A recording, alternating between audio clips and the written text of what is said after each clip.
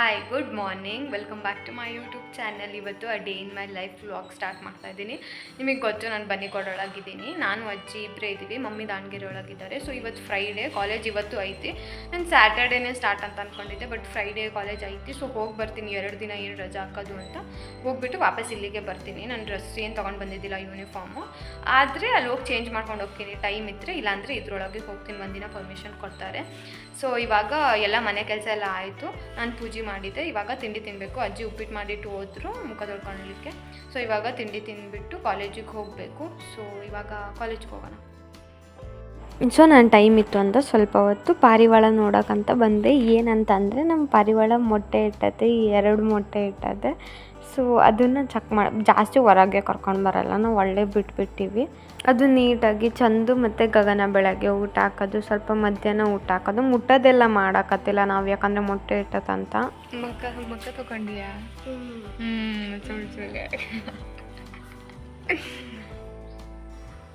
ಚಂದು ಗಗನನೇ ನೋಡ್ಕೊತಾರೆ ಪಾರಿವಾಳನ.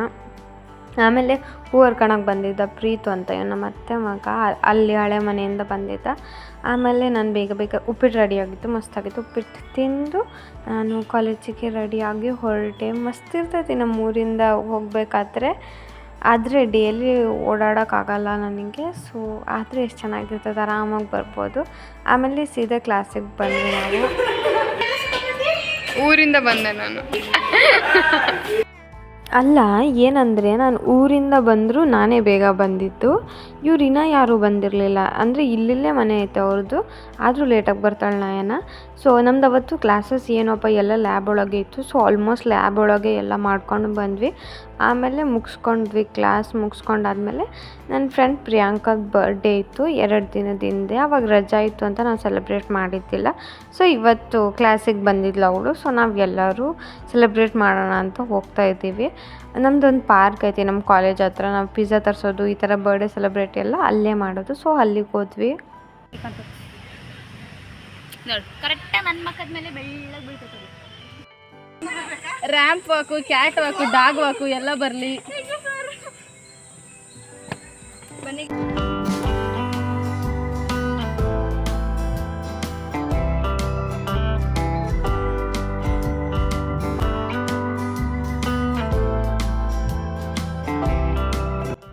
ಅವಳಿಗೆ ಎಲ್ಲರೂ ನಾವು ಬರ್ಡೇ ವಿಶ್ ಮಾಡಿ, ಮತ್ತೊಂದು ಸತಿ ಸ್ಟೋರಿ ಸ್ಟೇಟಸ್ ಹಾಕಿದ್ರು ಕೂಡ ಮತ್ತೊಂದು ಸತಿ ವಿಶ್ ಮಾಡಿ, ಇವಾಗ ಎಲ್ಲರೂ ಅಫಿಷಿಯಲ್ ಆಗಿ ಫೋಟೋ ತಕ್ಕೊಂಡು ಅವಳದ್ದು ಸ್ವಲ್ಪ ಫೋಟೋಸ್ ತೆಗೆದು ಎಲ್ಲ ಆಯಿತು. ಸೊ ಇವಾಗ ಕೇಕ್ ಕಟ್ ಮಾಡಿಸಿ ಅಂದಮೇಲೆ ನಮಗೂ ಏನಾದ್ರು ಬೇಕಲ್ಲ ಟ್ರೀಟ್ ಥರ. ಸೊ ಅವಳಿಗೆ ನಮ್ಮನ್ನು ಪಾರ್ಟಿ ಕೊಡ್ಸಕ್ಕಂತ ಹೋಟೆಲಿಗೆ ಕರ್ಕೊಂಬಂದ್ಲು. ಮಸ್ತಿತ್ತು. ಮುಂಬೈ ಮಸ್ತಿಗೆ ಗೊತ್ತಿರುತ್ತೆ ದಾವಣಗೆರೆ ಒಳಗೆ ಯಾರ್ಯಾರು ಇರ್ತೀರೋ ಅವರಿಗೆ.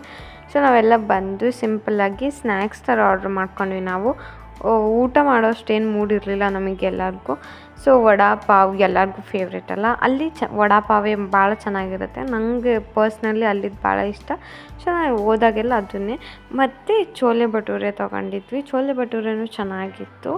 ಟೇಸ್ಟ್ ಎಲ್ಲ ತುಂಬ ಚೆನ್ನಾಗೇ ಇತ್ತು. ಎಲ್ಲದು ನಾವು ಏನೇನು ತೊಗೊಂಡಿದ್ವಿ ಚೆನ್ನಾಗಿತ್ತು. ನಾವು ಸ್ವಲ್ಪ ಏನೂ ನಾರ್ಮಲ್ ಎಲ್ಲರೂ ಏನು ತೊಗೊತಾರೋ ಅದನ್ನೇ ತೊಗೊಂಡಿದ್ದು, ಏನು ಟ್ರೈ ಮಾಡೋಕ್ಕೆ ಹೋಗಿಲ್ಲ ನಾವು. ಮತ್ತು ಆಲೂ ಪರೋಟ ಮಾತ್ರ ಓಕೆ ಅನ್ನಿಸ್ತು, ಇನ್ನೂ ಚೆನ್ನಾಗಿರ್ಬೋದಿತ್ತು.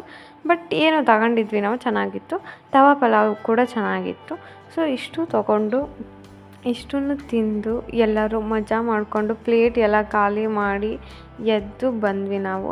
ಸೊ ಆಮೇಲೆ ಅವರು ಹೊರಟರು, ನಾನು ಹೊರಟೆ. ಆಮೇಲೆ ನನ್ನ ತಂಗಿ ಬರ್ತೀನಂತ ನಾನು ನನ್ನ ತಂಗಿ ಊರಿಗೆ ಬಂದ್ವಿ. ಆಮೇಲೆ ನಮ್ಮಪ್ಪ ಕದ ಹಾಕೊಂಡು ಮಲ್ಕೊಂಬಿಟ್ಟಿದ್ರು. ಆಮೇಲೆ ಬಡ್ದು ತಗ್ಸಿ ಒಳಗೆ ಹೋದ್ವಿ ನಾವು. ಆ ಕಡೆ ಮನೆಗೂ ಯಾರು ಇರಲಿಲ್ಲ ಆವಾಗ. ನಮ್ಮ ನಾಯಿ ಫುಲ್ ಮಲ್ಕೊಂಬಿಟ್ಟಿತ್ತು ಎಲ್ಲ.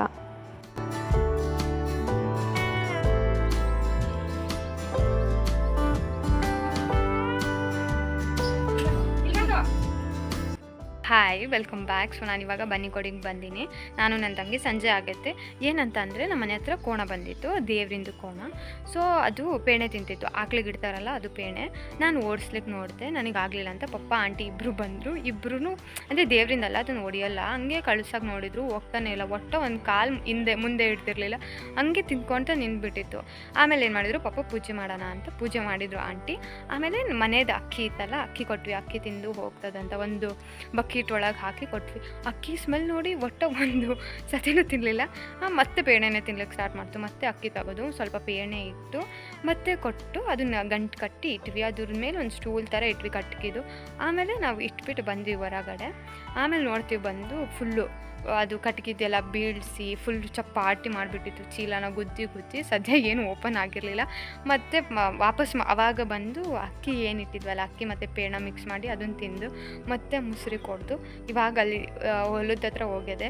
ಇಷ್ಟೊಂದು ಅದು ಎಷ್ಟು ನೀರಾಗಿ ಕಂಡು ಹಿಡಿತಂದರೆ ಅದು ಅಕ್ಕಿ ಅದು ಪೇಣೆ ಅಲ್ಲ ಅಂತ ಮಸ್ತ್.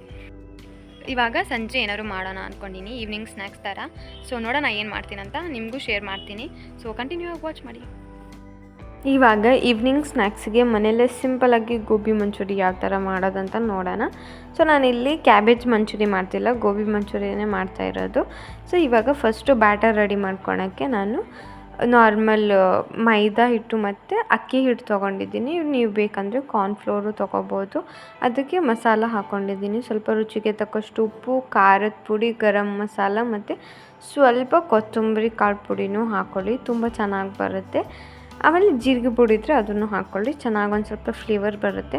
ಸೊ ಸ್ವಲ್ಪ ಬ್ಯಾಟರ್ನ ತಿಕ್ಕಾಗೆ ರೆಡಿ ಮಾಡ್ಕೊಳ್ಳಿ, ನೀರಂಗೆ ಇದ್ಬಿಟ್ರೆ ನಮಗೆ ಕೋಟ್ ಆಗಲ್ಲ ಗೋಬಿಗೆ. ಸೊ ನೆಕ್ಸ್ಟ್ ಇವಾಗ ನಾನು ಗೋಬಿನ ಒಂದು 2 to 3 ನಿಮಿಷ ಬೇಯಿಸ್ಕೊತೀನಿ. ಸ್ವಲ್ಪ ಅದ್ರೊಳಗೆ ಏನಾದ್ರು ಹುಳ ಆ ಥರದ್ದು ಏನಾದ್ರು ಇದ್ದರೆ ಕ್ಲೀನ್ ಆಗುತ್ತೆ ಅಂತ, ಗೋಬಿ ಕ್ಲೀನ್ ಮಾಡ್ಕೋಬೇಕಲ್ಲ ಅದಕ್ಕೆ.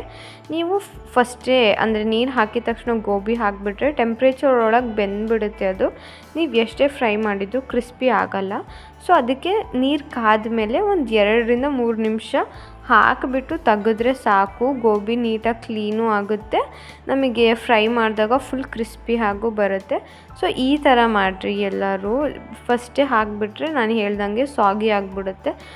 ನಂದು ಸ್ವಲ್ಪ ಬ್ಯಾಟರ್ ತಿಕ್ಕಾಗಿತ್ತಂತ ನಾನು ಚೂರು ನೀರು ಹಾಕ್ಕೊಂಡು ಸರಿ ಮಾಡ್ಕೊತಾ ಇದ್ದೀನಿ. ಇವಾಗ ನೀವು ನೋಡ್ಕೊಂಡು ಮಾಡ್ಕೋಬೇಕಿದ್ದನ್ನ, ತೀರಾ ಗಟ್ಟಿನೂ ಮಾಡ್ಕೋಬೇಡ್ರಿ ಮತ್ತು ತೀರಾ ನೀರಾಗೂ ಮಾಡ್ಕೋಬೇಡ್ರಿ. ಸ್ವಲ್ಪ ಮೀಡಿಯಮ್ ಕನ್ಸಿಸ್ಟೆನ್ಸಿ ಇದ್ದರೆ ಸಾಕು, ಆವಾಗ ನಮಗೆ ನೀಟಾಗಿ ಕೋಟ್ ಆಗುತ್ತೆ ನಮ್ಮದು ಗೋಬಿ ಏನು ರೆಡಿಯಾಗಿ ಮಾಡ್ಕೊತೀವಲ್ಲ ಅದು. ಸೊ ಇವಾಗ ನಾವು ಬೇಯಿಸ್ಕೊಂಡಿರೋ ಗೋಬಿನ ಹಾಕಿಬಿಟ್ಟು ನೀಟಾಗಿ ಅದನ್ನು ಎಲ್ಲ ಮಸಾಲೆ ಅದಕ್ಕೆ ಅಂಟೋ ಹಾಗೆ ಕಲಿಸ್ಕೊಳ್ಳಿ ನೀಟಾಗಿ. ನೋಡಿ ಎಷ್ಟು ಚೆನ್ನಾಗಿ ಕೋಟ್ ಆಗಬೇಕು. ಈ ಥರ ಒಂದು ಥಿನ್ ಲೇಯರ್ ಕೋಟ್ ಆದರೂ ಸಾಕು ನಮಗೆ. ಇವಾಗ ನಾನು ಒಂದು ಬಾಣಲಿ ಇಟ್ಟಿದ್ದೀನಿ ಸೊ ಕರಿಯಲಿಕ್ಕೆ. ಇವಾಗ ಅದಕ್ಕೆ ಸ್ವಲ್ಪ ಎಣ್ಣೆ ಹಾಕ್ಕೊಳ್ಳಿ, ಎಣ್ಣೆನ ಚೆನ್ನಾಗಿ ಕಾಯಿಸ್ಕೊಳ್ಳಿ. ಎಣ್ಣೆ ಕಾಯೋ ತನಕ ಕಾಯಬೇಕು, ಇಲ್ಲಾಂದರೆ ಮೆತ್ತಗೆ ಅನಿಸ್ಬಿಡುತ್ತೆ, ನಿಮಗಷ್ಟು ಕ್ರಿಸ್ಪಿ ಬರಲ್ಲ. ಸೊ ಫಸ್ಟ್ ಒಂದು ಸ್ವಲ್ಪ ಗೋಬಿ ಹಾಕಿಬಿಟ್ಟು ಚೆಕ್ ಮಾಡಿ. ಎಣ್ಣೆ ಕಾದಿದೆ ಅಂದಮೇಲೆ ಒಂದೊಂದಾಗಿ ಗೋಬಿನ ಹಾಕ್ತಾ ಬರ್ರಿ. ಸೊ ಸ್ವಲ್ಪ ಅಕ್ಕಿ ಹಿಟ್ಟು ಮೈದಾ ಹಿಟ್ಟು ಏನಾದ್ರು ಜಾಸ್ತಿ ಆಗಿದ್ದರೆ ಅಂಟ್ಕೊಂಬಿಡುತ್ತೆ, ನೀವು ಚೆಕ್ ಮಾಡಿ ಆಮೇಲೆ ಬಿಡಿಸ್ಕೋಬೋದು. ನೀವು ಬೇಕಂದರೆ ಅದ್ರ ಒಂದು ಟೇಸ್ಟ್ ನೋಡಿಬಿಟ್ಟು ಕ್ರಿಸ್ಪಿ ಯಾವ ಥರ ಇದೆ ಅಂತ ಗೊತ್ತಾಗುತ್ತೆ. ಆವಾಗ ಕ್ರಿಸ್ಪಿ ಬರಬೇಕಂದ್ರೆ ಸ್ವಲ್ಪ ಅಕ್ಕಿ ಹಿಟ್ಟು ಹಾಕ್ಕೊಳ್ಳಿ, ಇಲ್ಲಾಂದರೆ ಮೈದಾ ಹಿಟ್ಟು ಹಾಕ್ಕೊಳ್ಳಿ. ಆ ಥರ ನೋಡ್ಕೊಂಡು ಹಾಕ್ಕೋಬೇಕು. 1:1 ಹಾಕ್ಕೊಂಡ್ರೆ ಚೆನ್ನಾಗೇ ಬರುತ್ತೆ, ಆ ಥರ ಏನು ಪ್ರಾಬ್ಲಮ್ ಆಗೋಲ್ಲ. ಸೊ ಈ ಥರ ಗೋಲ್ಡನ್ ಬ್ರೌನ್ ಆಗೋ ತನಕ ನೀಟಾಗಿ ಫ್ರೈ ಮಾಡ್ಕೋಬೇಕು, ತುಂಬ ಚೆನ್ನಾಗಿ ಬರುತ್ತೆ. ನೀವು ಬೇಕಂದರೆ ಡಬಲ್ ಫ್ರೈ ಮಾಡ್ಕೋಬೋದು, ಇನ್ನೂ ಕ್ರಿಸ್ಪಿಯಾಗಿ ಬರುತ್ತೆ, ಇನ್ನೂ ಚೆನ್ನಾಗಿ ಬರುತ್ತೆ. ಸೊ ನಾನು ಅದಕ್ಕೆ ಡಬಲ್ ಫ್ರೈ ಮಾಡ್ಕೊತಿದ್ದೀನಿ. ಡಬಲ್ ಫ್ರೈ ಮಾಡ್ಕೊಳ್ಳಿಲ್ಲ ಅಂದರೂ ನಡೀತದೆ, ಇದು ಆಪ್ಷನಲ್ ಥರ. ಫಸ್ಟ್ ಎಲ್ಲ ಕರೆದು ಇಟ್ಕೊಳ್ಳಿ, ಲಾಸ್ಟಿಗೆ ಒಂದೇ ಸತಿಗೆ ಅಷ್ಟು ಹಾಕಿ ಒಂದು 2-3 ನಿಮಿಷ ಫ್ರೈ ಮಾಡಿದರೆ ಫುಲ್ ರೋಸ್ಟಾಗಿ ಗೋಲ್ಡನ್ ಬ್ರೌನ್ ಕಲರ್ ಬರುತ್ತೆ, ಸಖತ್ತಾಗಿರುತ್ತೆ. ನೀವು ಬೇಕಂದರೆ ಅದಕ್ಕೆ ಸ್ವಲ್ಪ ಮೇಲ್ಗಡೆ ಚಾಟ್ ಮಸಾಲ ಹಾಕ್ಕೊಂಡು ಹಸಿ ಈರುಳ್ಳಿ ಹಾಕ್ಕೊಂಡು ತಿಂದು ಸಖತ್ತಾಗಿರುತ್ತೆ. ಇಲ್ಲಾಂದರೆ ಈ ಥರ ಸಾಸ್ ಥರ ರೆಡಿ ಮಾಡ್ಕೊಳ್ಳಿ. ನಾನು ಗ್ರೇವಿ ಮಾಡ್ತಾಯಿಲ್ಲ, ಸಾಸ್ ಮಾಡ್ತಿದ್ದೀನಿ, ಜಸ್ಟ್ ಒಂದು ಲೇಯರ್ ಕೋಟ್ ಆಗೋ ಥರ. ಸೊ ಒಂದು ಬಾಣಲೆ ಇಟ್ಬಿಟ್ಟು ಅದಕ್ಕೆ ಶುಂಠಿ ಬೆಳ್ಳುಳ್ಳಿ ಹಾಕ್ಕೊತಾ ಇದ್ದೀನಿ. ಶುಂಠಿ ಬೆಳ್ಳುಳ್ಳಿ ಸ್ವಲ್ಪ ರೋಸ್ಟ್ ಆದಮೇಲೆ ಅದಕ್ಕೆ ಸ್ವಲ್ಪ ಕರಿಬೇವಿನ ಸೊಪ್ಪು ಮತ್ತು ಸಣ್ಣದಾಗಿ ಹೆಚ್ಕೊಂಡಿರೋ ಈರುಳ್ಳಿ ಹಾಕ್ಕೊತಾ ಇದ್ದೀನಿ. ಈರುಳ್ಳಿನ ಚೆನ್ನಾಗಿ ಫ್ರೈ ಮಾಡ್ಕೋಬೇಕು, ಹಸಿ ವಾಸನೆ ಹೋಗೋ ತನಕ ಫ್ರೈ ಮಾಡಿಕೊಂಡ್ರೆ ಸಾಕು. ತೀರಾ ಫುಲ್ ಸಾಫ್ಟ್ ಆಗೋ ತನಕ ಏನು ಫ್ರೈ ಮಾಡ್ಕೋಬೇಡ್ರಿ. ಆಮೇಲೆ ಉದ್ದುದ್ದ ಹೆಚ್ಕೊಂಡಿರೋ ಹಸಿಮೆಣ್ಸಿನ್ಕಾಯಿ ಹಾಕ್ಕೊಳ್ಳಿ. ನೀವು ಹಸಿಮೆಣ್ಸಿನ್ಕಾಯಿ ಬೇಡ ಅಂದರೂ ನಡೀತದೆ, ಹಾಕ್ಕೊಳ್ಳಿ, ಚೆನ್ನಾಗಿ ಅನಿಸ್ತದೆ. ಆಮೇಲೆ ಇದಕ್ಕೆ ಟೊಮ್ಯಾಟೊ ಸಾಸ್ ಹಾಕ್ಕೊತಾ ಇದ್ದೀನಿ ನಾನು, ಮತ್ತು ಸೋಯಾ ಸಾಸ್ ಕೂಡ ಹಾಕ್ಕೊಳ್ಳಿ, ಅದರಿಂದನೂ ಸ್ವಲ್ಪ ಟೇಸ್ಟ್ ಚೆನ್ನಾಗಿ ಬರುತ್ತೆ. ಸ್ವಲ್ಪ ಸೋಯಾ ಸಾಸ್ ಕೂಡ ಹಾಕ್ಕೊತಾ ಇದ್ದೀನಿ ನಾನು. ಹಾಕ್ಕೊಂಡ್ಬಿಟ್ಟು ಚೆನ್ನಾಗಿ ಮಿಕ್ಸ್ ಮಾಡ್ಕೋಬೇಕು. ಇದನ್ನು ಸ್ವಲ್ಪ ಲೋ ಫ್ಲೇಮ್ ಒಳಗೆ ಮಾಡ್ಕೊಳ್ರಿ. ಸಾಸಸ್ಗೆ ಜಾಸ್ತಿ ಫ್ಲೇಮ್ ಇಟ್ಬಿಟ್ರೆ ಸೀದ್ಬಿಡುತ್ತೆ. ನೆಕ್ಸ್ಟ್ ಇಲ್ಲಿ ನಾನು ಚೂರು ಕಾರ್ನ್ಫ್ಲೋರ್ ಮತ್ತು ನೀರನ್ನ ಮಿಕ್ಸ್ ಮಾಡಿ ಚೂರು ಸಣ್ಣದಾಗಿ ಗ್ರೇವಿ ಮಾಡ್ಕೊತಾ ಇದ್ದೀನಿ. ಜಾಸ್ತಿ ಮಾಡಲ್ಲ ನಾನು, ಸಾಗಿ ಆಗಿಬಿಡುತ್ತೆ. ಸೊ ಅದಕ್ಕೆ ಚೂರು ಹಾಕ್ಕೊಂಡು ಮಿಕ್ಸ್ ಮಾಡಿಕೊಂಡ್ರೆ ಸಿಂಪಲಾಗಿ ಮನೆಯಲ್ಲೇ ಯಾವ ಥರ ಗೋಬಿ ಮಂಚೂರಿ ಮಾಡ್ಕೊಬೋದು ಅಂತ ಗೊತ್ತಾಯ್ತಲ್ಲ ನಿಮಗೆ. ಈ ರೆಸಿಪಿನ ಒಂದ್ಸತಿ ಟ್ರೈ ಮಾಡಿ, ತುಂಬ ಚೆನ್ನಾಗಿ ಬರುತ್ತೆ. ಲಾಸ್ಟಿಗೆ ಮೇಲ್ಗಡೆ ಸ್ವಲ್ಪ ಕೊತ್ತಂಬರಿ ಸೊಪ್ಪು ಹಾಕ್ಕೊಂಡ್ರೆ ಸಕ್ಕತ್ತಾಗಿ ರೆಡಿ ಆಗುತ್ತೆ. ಸರ್ವ್ ಮಾಡಬೇಕಾದ್ರೆ ಸಣ್ಣದಾಗಿ ಹೆಚ್ಚಿರೋ ಈರುಳ್ಳಿ ಹಾಕ್ಕೊಡ್ರಿ. ನಿಜ ಎಲ್ಲರೂ ಇಷ್ಟಪಟ್ಟು ತಿಂತಾರೆ. ನಮ್ಮನೇಲಂತೂ ಎಲ್ಲರಿಗೂ ಇಷ್ಟ ಆಯಿತು. ಸಕ್ಕತ್ತಾಗಿ ಬಂದಿತ್ತು ಕೂಡ ರೆಸಿಪಿ. ನೀವು ಒಂದ್ಸತಿ ಟ್ರೈ ಮಾಡಿಬಿಟ್ಟು ಯಾವ ಥರ ಬಂತು ಅಂತ ಹೇಳಿ. ಗೋಬಿ ತಿಂದ ಸಂಜೆ ಮುಗಿಸಿದ್ವಿ ನಾವು. ಈ ಥರ ಇತ್ತು ಇವತ್ತಿನ ದಿನ. ಈ ವ್ಲಾಗ್ ನಿಮಗೆ ಇಷ್ಟ ಆಗಿದ್ದರೆ ವಿಡಿಯೋ ಲೈಕ್ ಮಾಡಿ, ಶೇರ್ ಮಾಡಿ, ಹಾಗೆ ನಮ್ಮ ಚಾನಲ್ನ ಸಬ್ಸ್ಕ್ರೈಬ್ ಮಾಡ್ಕೊಳ್ಳಿ. Thank you.